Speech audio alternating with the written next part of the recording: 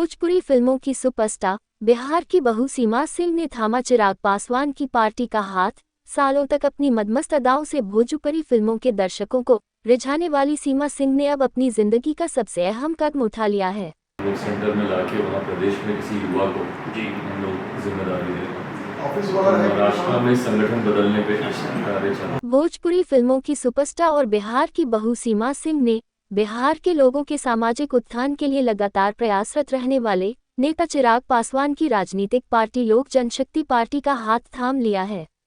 स्वागत है फिर से, और अब आने वाले दिनों में आगे की अब तैयारी चल जाएगी, कार्यक्रम की तैयारी चल जाएगी। एंड अब कहीं पे कोई दिक्कत हो, कुछ हो, मुझे बताइए।